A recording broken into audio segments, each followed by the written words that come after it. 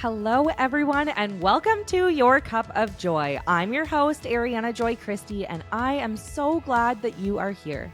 This is a space to inspire, to learn, to grow, and to challenge. Get ready to fill your cup and spread a little joy along the way. Cailey Heaps, founder and CEO of the Heaps Estrin Team and The Lobby, RBC Women of Influence finalist, Canadian Woman Entrepreneur of the Year, YPO member, speaker, investor, traveler, and mom. Welcome to Your Cup of Joy. Thank you for having me. I'm happy to be here. Oh, I'm so happy that you're here. Cailey and I are actually friends. We go back quite a few years, I guess, meeting through real estate. What was the first trip we met on? Do you remember? Australia? No, I wasn't there. Oh, then what was it? No, I was trying to remember. I'm not sure. Italy? Okay, I have to ask Mike. Yeah, I don't know. We'll figure it out. But we have gotten to know each other over the years, and I think you are so incredible as a business owner, as a leader, as a human being. You're just amazing. So I'm so excited to chat with you. Well, the feeling's mutual. I'm excited to dig in. Thank you so much. So, Cailey, you have built one of the most successful real estate teams in the country. And I love that you do things differently in your business. And I think I know the things that I think set the Heaps Estrin team apart. But I want to hear from you, from your perspective as CEO. What do you think that Heaps Estrin does apart from other real estate teams? Yeah, I mean, I had the good fortune of creating a team before teams were really a thing. I sort of saw directionally where the industry was headed, and I came into real estate with a bit of a different background. So I have a commerce degree. I'd worked in advertising and marketing, and my mom was a sole practitioner. And I jumped in and I thought, okay, I'll do this for a year. I just wasn't loving advertising. So I was like, I'll do this for a year and see where it goes. Anyway, at the end of the year, I decided to get licensed. Wow. But what I realized, like we were selling people's assets, and the marketing was like a one-page print off of an MLS listing. And I was like, Jesus, like I kind of feel like our compensation requires us to do a bit more. Totally. So the way that the business was built, it was never some big master plan. Like I didn't think, okay, I'm going to build this empire. It was always, we'll grow as our client demand needs us to. So we went from like 20 years ago, there was 2 of us. There's now 60. Crazy. Yeah, our business has grown by, I'd say, over 2,500%, which is great. That's wild. Yeah. And to get back to your question, what do we do differently? So marketing, I would say, is one of our major differences. Yeah. I think my background there helps. I'm very passionate about marketing. I believe in the power of marketing. Mm-hmm. And I think our industry, it allowed me to shine in marketing without a huge amount of competition back then. It's now, agents are very good marketers, but it never used to be that way. Yeah. And then I think just service. I'm like an incredibly competitive person. I think the only person I know who's more competitive than me is actually my daughter. But I don't like to lose. And I feel that way about clients. So I think you and I have all been on deals where agents are sort of just rushing to get through the transaction, where I'm like, hey, I got all the time in the world. Like if I can make an extra $10,000, $20,000, $30,000 for someone, that's the difference, or it could be the difference between their kid having the ability to go to university without debt or needing a student loan, or, these are like significant amounts of money. So I take that very seriously. And then I'm just surrounded by great people. So I'm a bit into the woo-woo and the vibe, and I don't allow people to stay on the team if they don't match our energy. I love. So, yeah, it's good. I have like an office. I burn sage every day. I have crystals everywhere. I have oracle cards on my desk that we do as our leadership meetings. And no way. Yeah, I'm totally That's into so woo-woo. cool. Yeah. Wow. I love that. And I think that definitely is maybe different than what other people are doing, because I think you're right. In business as a whole, like real estate for sure, but I'm sure other businesses, a lot of times it is transaction number, like this is what we're doing and that's it. And I just love that you've thought outside of the box. And for listeners, like whatever field of work you're in or whatever you're doing in your life, I think it's so important to really push that border a little bit, do things a little bit different, and do what feels good for you. I don't know a lot about crystals or things like that, but I am kind of about vibes lately. And I think if it aligns with your values, if it feels right to you. Yeah. And so often we're told to do things that don't line up with the way that we feel. Yeah. And I think there's a balance. Like I think oftentimes when I sit in discomfort is when I have the greatest growth. So yes, listen to your your intuition and do what feels right, but also push yourself. Like a lot of Yeah. people don't. I describe myself, well, someone described me as risk aggressive. So I've now said, yeah, I'm 100% risk aggressive. I don't see an outcome that's really going to change, my life in a meaningful way if I don't take those risks. I Hmm. also recently have framed my thinking very differently, which is in 100 years, no one's going to remember me. So the decision I'm making right now that we worry about so much and keeps us up at night, let's put it in perspective. Like our jobs are important. We help people, but I'm not saving anyone's life. I am not, doing open heart surgery. I'm not curing cancer, unfortunately, because I would like to. Hmm. Let's not, I don't know. I think we take ourselves so seriously. And while the Yeah. decisions and advice we're giving should be taken seriously, we also have to have some levity and enjoyment in life. Yes, I definitely agree with that. Mhm. Because it's easy to kind of get caught in, oh, I have to do this and I have to do this. And then you lose the enjoyment. And then what's the point? Like, Yeah, really, you what become is an the order purpose? taker. You're an order taker. Yeah, You might as well work in fast food. totally. It's so, Yeah. so true. So I want you to tell me a little bit about the lobby. Oh yeah, the lobby's fun. Someone said to me recently, it's like walking inside my brain, and I apologize to them for that. But it's I love that. yeah, it's sort of all things real estate, but not houses itself. So obviously we sell real estate and it's one of our offices. We do have office space there. But walking in from the street, no one would ever know it's a real estate office. So it's Amazing. retail for all the things. It's like the lifestyle extension of our brand. So Hmm. it's retail for all the things that we love in home so that people can shop what we're into every season. It is an art gallery. I don't know if you know this about me, but I'm pretty passionate about art. So it's an art I love gallery as that. well for mostly unrepresented artists in Canada. And Wow. then it's also an event space. So we do speaker series, parties. I mean, I like to host and entertain. Yes. Um, I'm a part-time DJ these days, Oh, I love. unofficially. And then it's, as I said, also offices. So the lobby has become a really great way for people to experience our brand without having to commit to us. And it's also a nice way for us to stay in touch with clients in between transactions. We build these Mhm. beautiful relationships with people that are so deep and meaningful. And then it's over. It's like, It's true. where'd they go? So it Yeah. allows us to entertain our clients and stay in touch. And, just we become part of their lives. And I like to hear how their kids are doing or their parents are Oh, doing or whatever. yeah. It's so cool. And I love that it really is thinking outside of the box. It's an extension of real estate that I haven't seen anybody do ever, but all of those pieces are important to real estate in general. They are. And I haven't told anyone this yet, not even my team, but we're also opening a third location this year. Whoa. And it will be a collab with like I haven't finalized it yet, but it will be a collab with some type of hospitality brand. So more of like a cafe Cool. type experience, but we're there and can have conversations and just another way to stay close to people.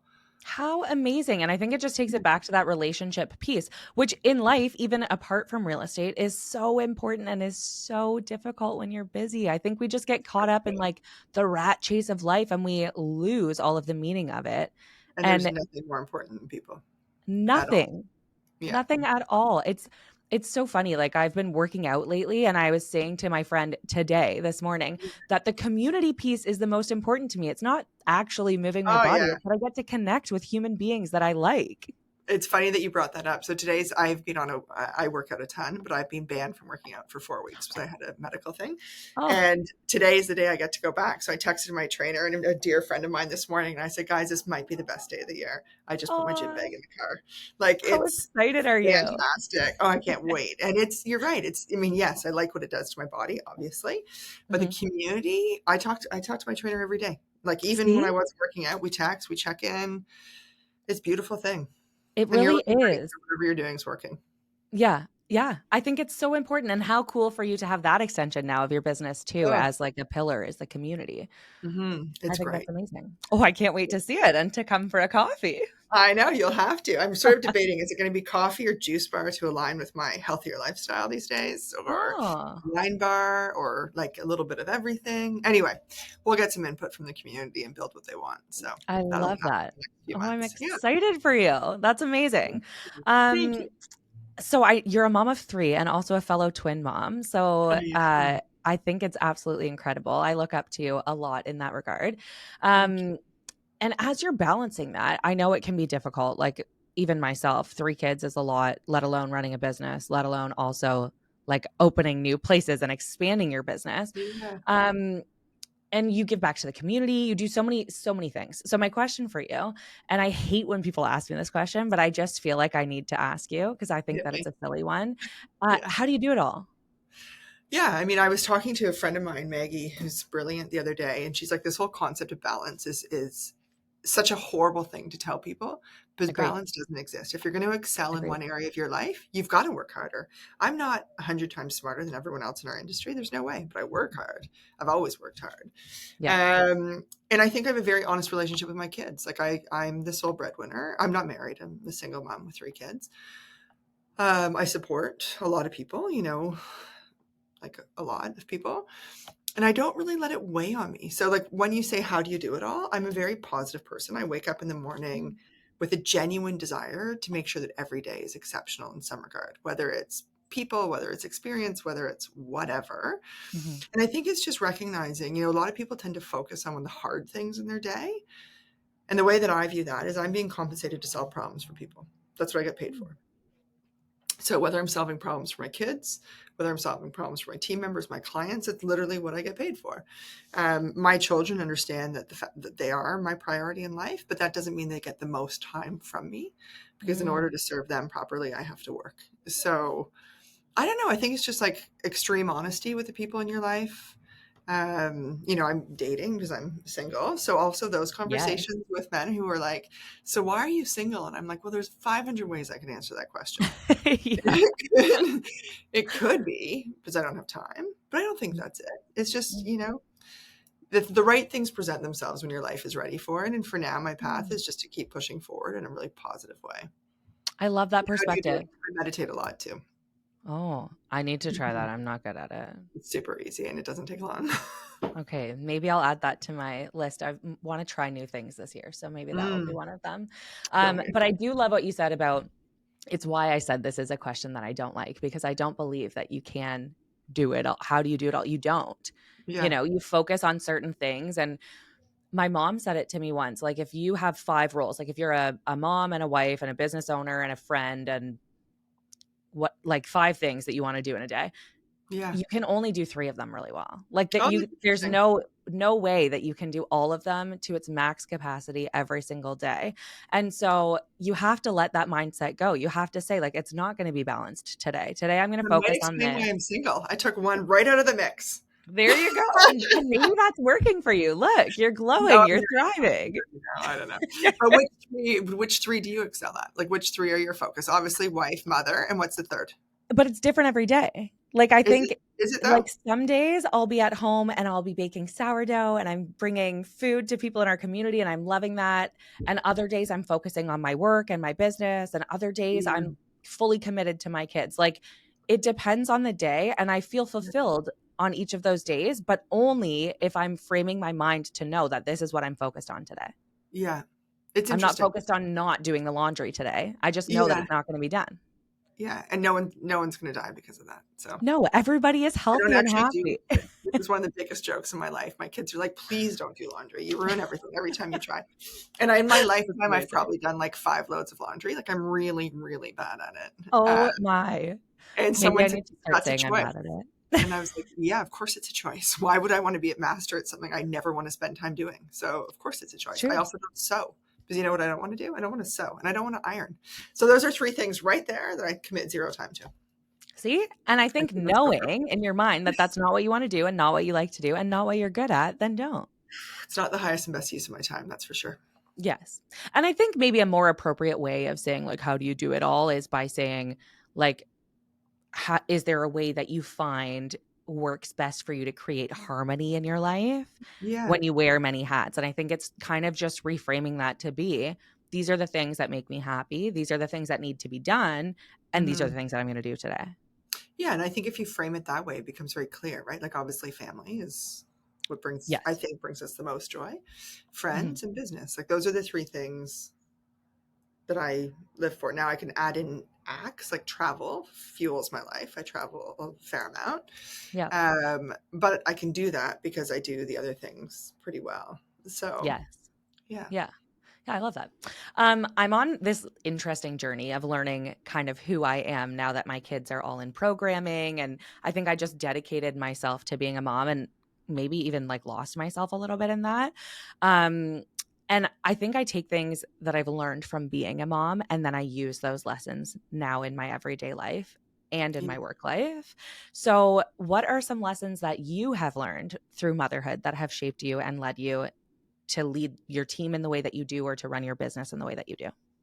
Yeah, I mean, we've had some pretty, as a family, some pretty painful moments in the last, I don't know, since, well, my eldest, when she was 5 weeks old, had meningitis and died in front of me 6 times and was brought back to life 6 times. So that frames stress in a pretty, Oh there's my. nothing more stressful than seeing your child who you can't fix yourself. Yeah. So that was, that was one. And then my mom was diagnosed with cancer 2 days after I gave birth to twins who were living in the NICU for 6 weeks. Oh. So that I nursed her for 9 years. So you go, and then I got divorced. And then, one of my children had an illness as a teenager. And you go through these moments in life and it frames what's important. I Mhm. continued to work through all of those experiences. Um, and I think that you adjust to stress differently. Like when I said earlier, in 100 years, no one's going to remember me. That's very true. It's unlikely people will remember me. But the decisions that we make today, anyway, there's hard things that happen in life, and I think that if you can frame it properly, there's always a lesson there. So that what I said earlier is that the biggest moments of growth in my life have come through the most painful Mm. moments. Is I don't like going through those painful moments, that's for sure. But Yeah. they certainly inform how I approach my day to day and how I prioritize the people in my life and the Mm. actions in my life. Mm. So I don't know if that answers your question, but I think like Yeah. hard things build strong people. Yeah, and I think like perspective, resiliency, like those are all Mhm. lessons that you've learned from going through those things that now you can use in your business. And now you That's run it. a team of 60 people. That's a Yeah, lot of human beings to really they're focus amazing. on and yeah, and pay attention to. Is this are these lessons that you want to translate to them? And if you do, how do you do that? I mean, I think the most important thing that I want the team to know, and I'm not the perfect leader, I'll be very honest. I'm not great at communicating to people my appreciation of them. I do it through Mm, actions typically. But I think, for me, a happy team is a happy culture, mm, meaning that we all support each other. There's no internal fighting. So the lessons I want my team to learn from me is that my approach to stress, I think it doesn't mean you don't care. It doesn't mean that you don't want a great outcome for people, but me stressing about it more doesn't make the outcome better. So mm, let's just have, a nice collaborative approach to problem solving. mhm. And then the importance of people. So my mom really believed that people above all else was the way to go through life. And I've always believed that. I think that, when I kick it and there's a funeral, I think that's probably what my friends would say is that despite the busy moments in my life, I think all of my friends always felt I was there for them, that I Oh, would drop anything and do anything for them. And certainly my children. So I have 2 kids who have moved out.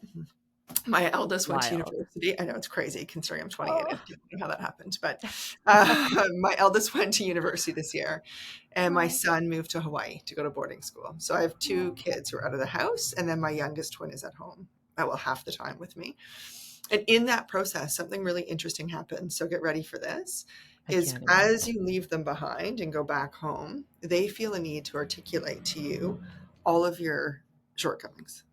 I think it's a way of naturally telling themselves it's going to be okay. I can manage this without my mom because Mhm. these are all the things that she did wrong. And look at me, I'm still okay. Oh But my. holy smokes, is it painful to go through as a parent? I can't It's even like imagine. torture. And through that, though, was some really great learnings. Like, okay, I've created a space where they feel safe to give me this feedback. That's a Yeah. gift. We had True. very open conversations. They've given me the opportunity to communicate my side, which is a Mm. sign of absolute maturity and respect. So I'm actually really proud of their independence and their ability to share these things with me. I don't Oh. have to agree with it, but it's something that I wish someone had told me is like, just get ready. This is going to happen. And it seems to be a pretty universal truth when I speak to friends that this Mhm. is part of the disentanglement of them turning into independent humans. It's so interesting to me. It could make me cry even thinking about it. Like Oh, when it's you horrible. say that, I was it's like, just wild to me. And but I saw a post the other day too that was like we dedicate like a huge chunk of our life to raise our kids into human beings that we want them to be and that we're proud of just for them to go, like to leave yeah, us. Like we're raising them to be away from us. And it's this like huge thing that's like a flip in our mind of like, what am I going to do without them? Like my whole identity is being their mom. And of course, you're Yeah, always going to be their mom and you but should be proud. changes. Like I love that you're saying that, you know, them telling you these things, it's because they feel safe with you. There are people who Yeah. don't tell their parents because they don't feel safe or comfortable. And then they end up in therapy and they end up, like it's a tricky thing. Yeah. And there's nothing wrong with therapy. I'm not saying that lots of happy people don't end up doing the same thing, but Yeah. yeah, I know it's weird. We raise them like ultimate success as a parent means that they're no longer under our wing, right? We Yeah. want independent kids. My friend said to Totally. me, "You must be so sad that they're gone." I was like, "I'd be way sadder if they lived in my basement." So we're good. And again, good perspective. Like it really is. Yeah, I think two things can be true at once. You can be sad that, you know, that chapter of their life is over, but how cool that Yeah. you have raised independent human beings who can thrive on their own in the real Yeah, world. yeah, and they're like, I'm really proud of them. They're awesome. All three of them are awesome kids. Like Oh, people you I'm happy should to be spend proud. time with, like really happy to spend time with. Even if I wasn't related to them, I'd be happy to spend time with them. They're interesting, fun people. Oh, that's so, so special. I love that. Yeah, A little bit on my journey of kind of rediscovering myself now since being home with kids, is full of like self-love, self-discovery, and a huge part of that is self-care. And it's taken me over 4 years to really realize that self-care is not selfish. It's kind of yeah, why I started this podcast, because anytime I left my house without my kids for the past 4 years, I have felt this like immense feeling of guilt, yeah. even though I need to fill my cup in order to show up for them. So I actually now have started to believe that it does the opposite. It just helps me become a better version of myself in every area of my life, um, to my kids, for my business, for my partner, as a friend. Is self care something that you prioritize in your life? I didn't for a long time. You'll recall when we Mm, met, I definitely mm, did not. I was in a pretty unhappy situation, and all I wanted to do was really work because it took me away from that. And yeah. then I had time with my kids, obviously. So self-care has become a huge priority in recent Mhm. years. So I would So train with my trainer 5 times a week, an hour at a time. amazing. It's like essential for my mental health and also for my physical health. I have abs again, which is really exciting. Oh, look at you go. Oh yeah. When I see you, I'll make you feel them. I'll be like, just feel that one, I feel that can't one. wait. Yeah. Anyway, and I have a bum. I never had a bum before. So yeah, it's good. So I think the self-care piece, the gym piece is wildly important. Diet too. I really try and eat a very healthy and clean diet now. That doesn't mean that I don't have like cheat days or nights out or Of course. whatever, but the idea that your home, the only home that you carry with you for your life is your body. I Yep. wouldn't start spray painting my walls or throwing garbage at my house. So why am I doing that to myself? Uh, Totally. yeah. So yeah, self care is important, but I think it's also beyond gym and diet and exercise and all that stuff. Mhm. It's also, as you said, taking time for yourself, whether that's, I'm surrounded by the most amazing tribe of friends. They're not all women, it's men and women. And I laugh a lot. Like I was recently away on a business trip with a group of people who I love and respect. And one of them said to me, I've never seen someone who laughs as much as you do. And I was like, well, Oh. it's like the purpose of life is to be happy. I'm like doubled over in half laughing several times a day. So yeah, I think like all those rituals that make for a happy life are wildly important. Isn't that the best compliment ever? Like for someone Oh, to say like you are laugh the most of anybody that I've ever met. Like what a yeah. compliment. That means that you're living a joyful, joyful life. Yeah, I have a great time. I have a really good time every single day. Even here in the office, like this morning, I was talking to my chief operating officer, who's like my closest, in terms of like responsibility, closest to me. And we started talking about dating. Neither of us are in a committed relationship, and we were like dying laughing, like bent over laughing. She was posing in my doorway. It was just hilarious, and I was like, "This is what it's about." Like I'm in the office, I'm accomplishing stuff. You should see my desk; it's covered in whatever. But we can take those 5 minutes, and that fuels me for hours and hours and hours. I Uh, love that. yeah, it's good. Yeah, so That's that to me so is awesome. self-care. Like, how do you find joy? How do you make every day exceptional?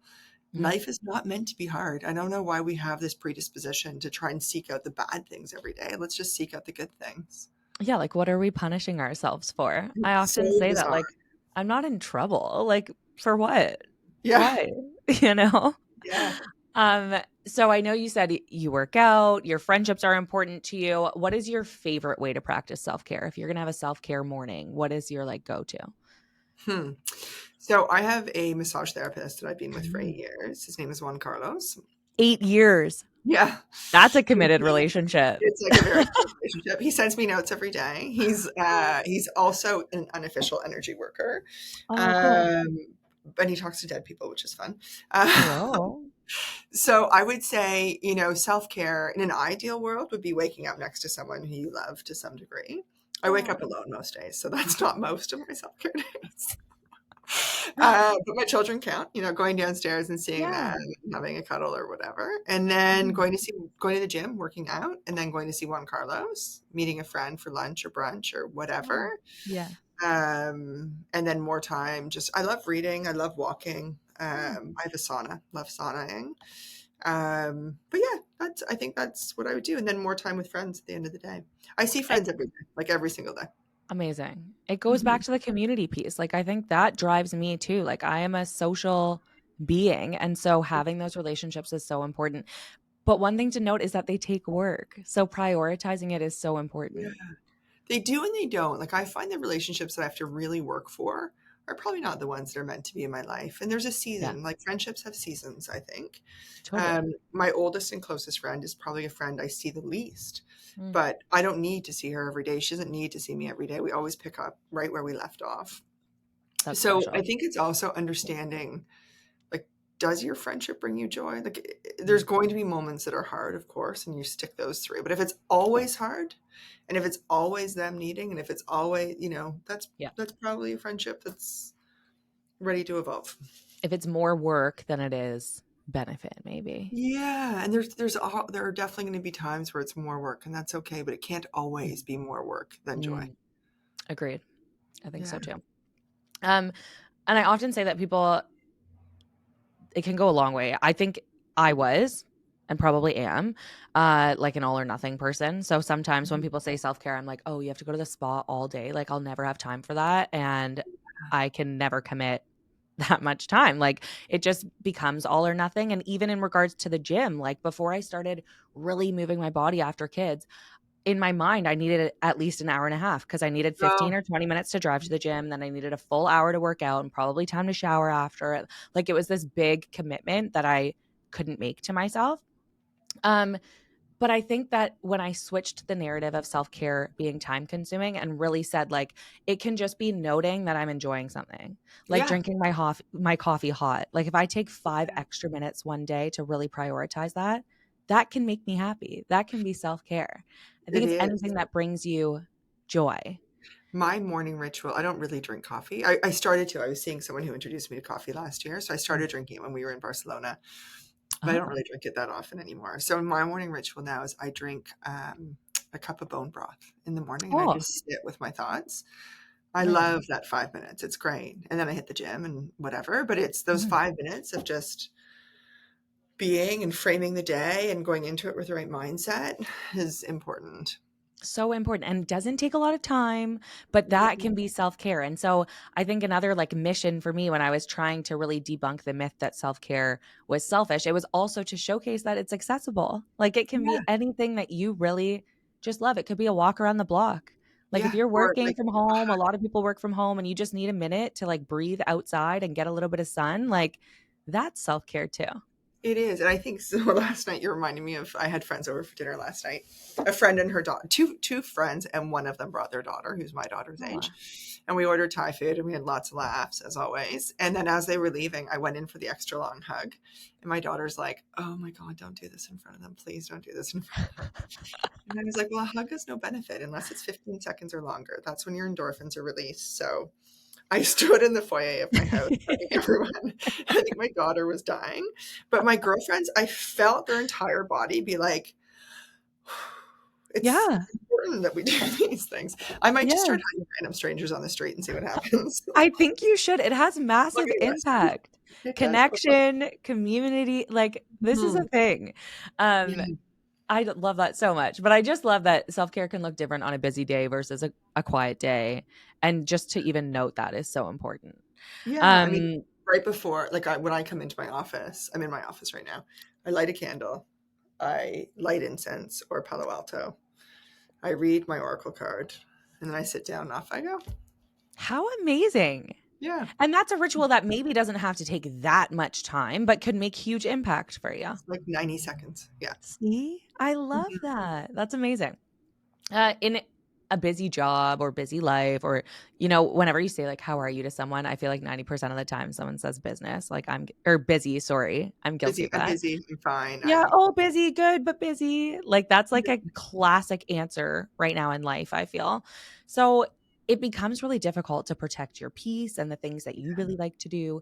And also, I'm a people pleaser, which does not help me. It makes it even harder, I think. Me too. Yeah. I think it's Uh, very successful though.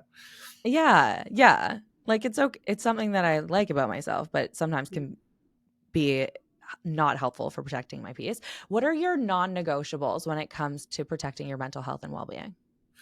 So I would say, like, I have very, very, very strong morals. I'll never, Mm. ever, ever go into the gray zone morally. It's just Yeah. not worth the mental health impact. I've seen people who play in that space. Mhm.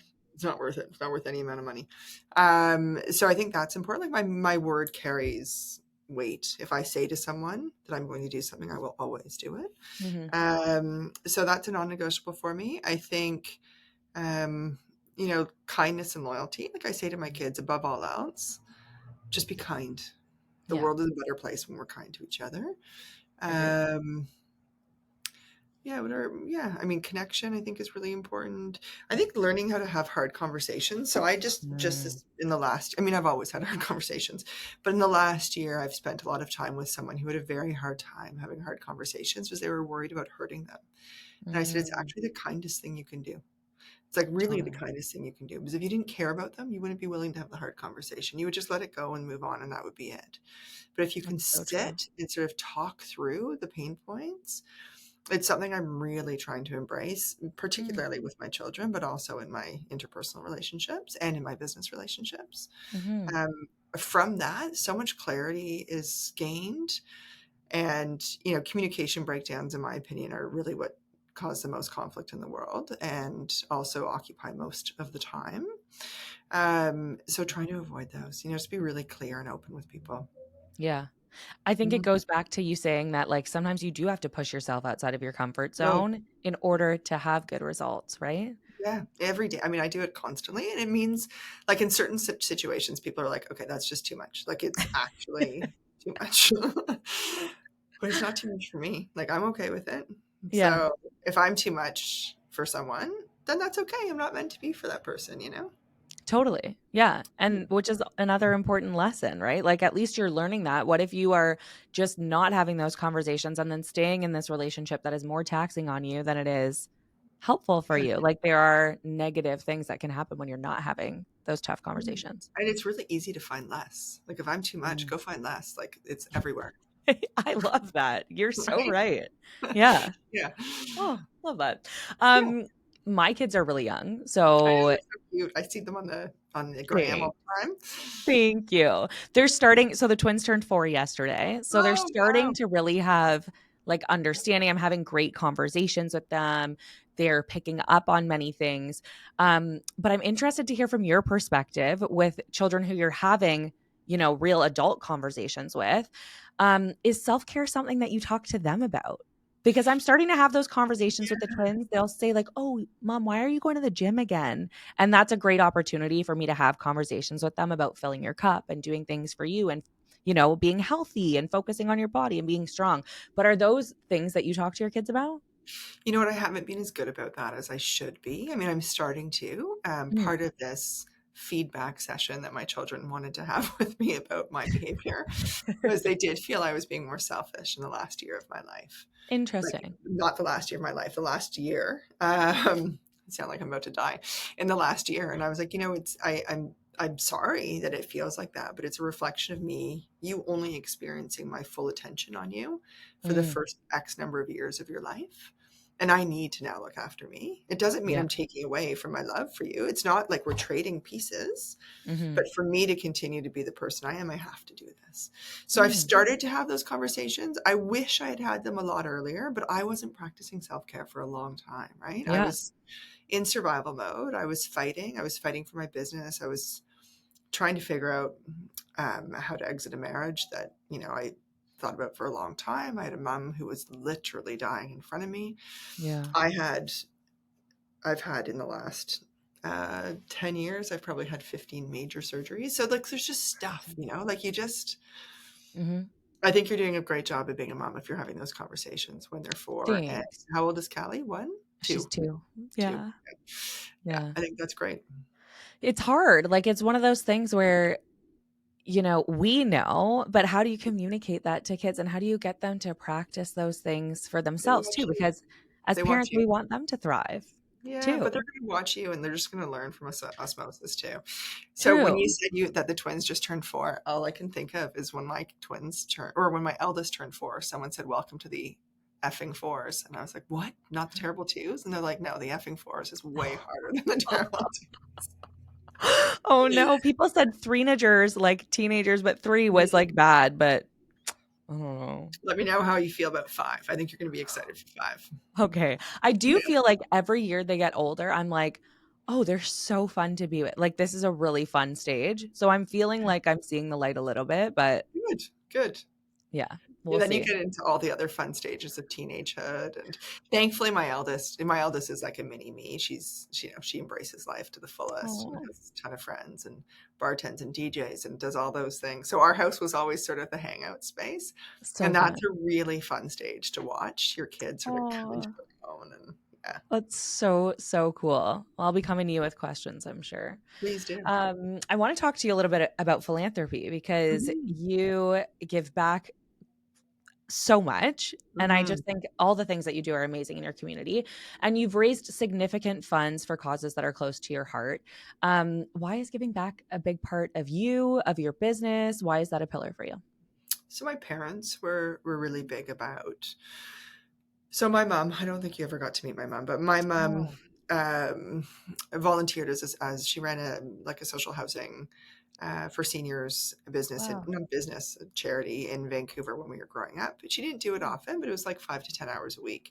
But she really lived like what I was just saying. They'll watch you and learn from that. So she lived that Mm, way. She was a very socially minded, and my father comes from a very, very, I would say modest background, but it's actually just a very poor background. mm, So they've raised us to be strong and independent. And I think, I do feel immense gratitude for the things that I have in my life, like immense mhm. gratitude. I think about it daily.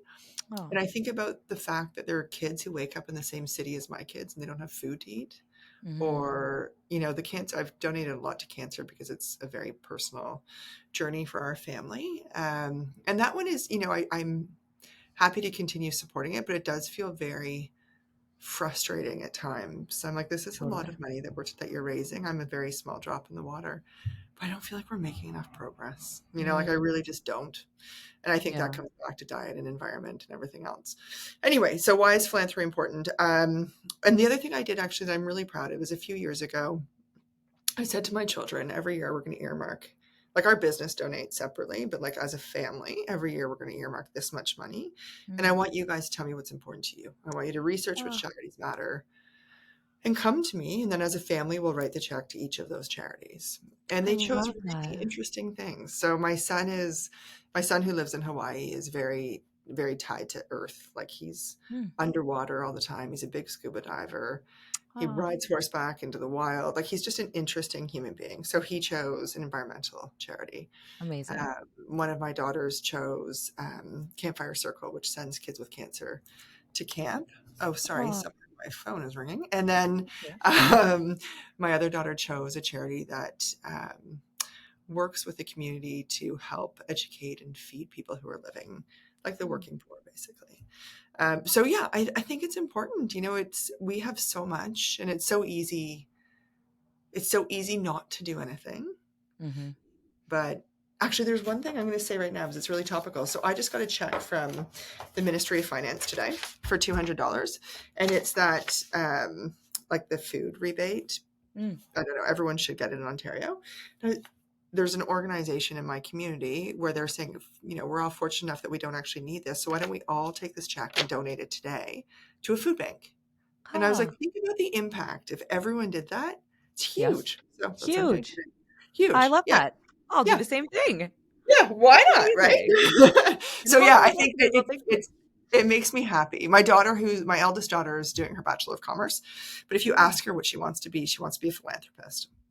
I And love. adults always laugh at her when she says that. And they say, oh, haha, you've got to make the money first. And she's like, no, I can get a job at a corporation and be part of their corporate giving program. And she ran a charity event in May because her summer job didn't start until the end of May. So she's like, I want to do something productive. She chose it. She ran the event. She raised $26,000 for Campfire Circle in one day. Come And I was like, on. is that amazing? I'm so proud of her. You must be so, so proud. Yeah, they're awesome. So yeah, philanthropy is a very, very big part of what we do. I love it. And I just think it's so important that to note that we have that impact on our kids too. Like, yes, we can write checks ourselves or we can go volunteer or do whatever. But when you can spread that to other people, like I have friends who ask me sometimes, like, hey, I want to be involved, but I don't know what to do. Like, the Mhm. best thing for me is to be able to share that with other people and to show Yes, them, like, you can get your hands dirty. It doesn't have to be monetary. Like, it there are doesn't. so many things No. that you can do. So My son I love volunteers in a church kitchen feeding the that. homeless, and my daughter actually texted me yesterday from Nova Scotia. It's where she's at school, and she said, "Oh, I just joined the church charity arm, so I'll be helping with homelessness." And I was like, "Oh my god, like unbelievable! It's You great. must be so, so proud. But it goes back to modeling behavior and showcasing that to them. Like, It's the best how way to cool that teach." your parents did that to you and now you can share that with your kids. And hopefully, if they have kids, they'll want to share that with theirs too. Like, it does Yeah, have lasting impact. it Um, does. for anyone wanting to get involved in their community, what is one piece of advice that you might give to them? I would say think about what really matters to you. Don't worry. You should never think about the benefit to you. Like as we get involved and volunteer and whatnot, I never really think about what's the net benefit to me. It's which charities are going to have the greatest benefit to the community. And I change like every year. I'm not always consistent, because I think that some years homelessness is more of an issue, some years food security, just choose something you're passionate about and align Mhm. yourself with an organization that you feel is doing a good job in the community. I do Mhm. look at spend of charities. Like I do look at how much of Mm. each dollar is being put to work. What's their overhead? Yep. Because I don't want to work my tail off to give money to someone who's not being efficient with how they're helping people. Totally. And I think that's important to note too, that you can see impact reports from nonprofits. You can ask to see that and to know where your money is going and to even direct it. Like sometimes when you donate to a hospital, you can actually direct it to like a wing of a hospital that has Mhm. supported you or something that is important to you. So Yeah, I we do it can often. choose I'm more apologetic. than, Yeah. yeah, yeah, yeah. I think it's amazing. Um, I want to switch gears just a tiny bit because sometimes I think that uh, business and life can just become routine. Like, oh, on Mondays, this is what I wake up, I do this, I do that, and then the day's over. And it can be really easy to just become complacent. How do you stay inspired to continue to grow both in business and in life? So my business I take very personally, right? It's an extension of me, and Mm, it's something I've committed my life to it so far, yeah. and I feel deeply, deeply committed to my team. Someone said to me recently, "Oh, you're probably at a stage where you could walk away soon." I was like, "Oh my god, like I owe it to my team to keep going." Oh, We haven't accomplished everything we want to accomplish yet, so I think that's one way. And I think I love change. I'm one of those people who loves change. So every day mm, is absolutely different. And I think love that. it's as when we go back to what we focus on at the beginning of this call, like what three things. So I usually would Mm, figure out what my kids need from me in a day, which isn't very much anymore. What the business needs from me, and then what am I doing for myself, for my friends? mm. Yeah, I don't know. It's every day is different. I love that. That's awesome. Hmm. And what advice would you give to women aspiring to be in leadership roles, especially in a male dominated industry? Hmm. That is a good one. So Hmm. I would say one of the greatest gifts I have is I grew up with three brothers. So I don't Oh, really see three older brothers. I don't walk in a room and see gender. It's a bit of a strange thing. Like I've never really felt I was at a disadvantage. Yep. So in leadership, I'm part of YPO, which for me has been the greatest blessing in my business life. It's an amazing organization of incredibly smart and talented people. And I think from there, I think authenticity matters. I think really understanding who you are and being true to who you are, being willing to go through those hard moments, constant evolution, not just on a personal level, but always wanting to learn more and understand more. I study business. Like I really watch what other industries are doing more so than watching real estate. I don't think real estate's the most progressive business. So I think that regardless of chosen industry, figure out who's doing what well and learn from it. Yeah. Enjoy. Like I really, really, really think it's important that you enjoy what you're doing every day. Not Agreed. And every I think day, that but like, success comes from that. yeah, if you're passionate about it and you love it, it just automatically propels you. Totally. I couldn't agree more. Well, thank you for sharing your insight with us, Cailey. Normally, I end with some rapid fire questions. Is that okay with you? Hit me. Okay. Morning or night person? According to my aura, I'm a mid-morning person, but my friends would all say I'm a night person. I think it goes back to the DJ, right? It is. DJ. I was just coined DJ Pinky when I was in St. Lucia, and I was like, I okay, fine. love it. Yeah. Oh, I can't wait to hear. Go-to comfort food. Whew. Go-to comfort food. Oh, that switches. I make homemade like high protein ice cream, which is delicious. Chocolate peanut butter. And it's healthy. So yeah, probably that. Delish. If you could get on a plane anywhere tomorrow morning, where would you go? Well, I mean, this question's very in the moment, but I just had a great first date in a different city. So I'd probably go back for a second date. Oh, that's cool. Yeah. And best advice you've ever received? Oh, wow. I mean, this is going to make me think for about 12 hours. So I'm going to go with something light. I know. I'm like, well, that's a tough one. You know what? Someone said to me, always remember on an airplane, when the mask falls, you put it on your face first so that you can help other people. And I think that's very true in life. For me to be of service to other people, I have to feed myself first. And so fitting for our chat on self-care, because it really just is a testament to really taking care of yourself first, to not be selfish, but so that you can continue to give to others. Yeah, absolutely. Oh, amazing. Well, thank you so much for joining us, Cailey. And for all of the advice and insight, where can people find you and connect with you? Yeah, I mean, I'm on Instagram at Cailey Heaps. Yeah, it's my personal account. My business account is at Heaps Estrin. That's probably the best way. I mean, I'm on LinkedIn and what's the other one? Facebook too. But I know, like 1982 Facebook. But yeah, I'd probably say Instagram or LinkedIn would be great. Amazing. And then if people are in Toronto, they can come visit the lobby. Yes, the lobby's at 1120 Yonge Street, and it's amazing. And the team there is phenomenal. So even if I'm not there, you'll meet good people. And then our head office, where I'm sitting today, is at 1391 Bayview. Amazing. Well, thank you so much. And we will stay tuned for your third location. Oh, I'm going to tell the team today. Now that I've told you, I have to tell them. All right. Thanks so much, Ariana. Thanks, Cailey. Take care.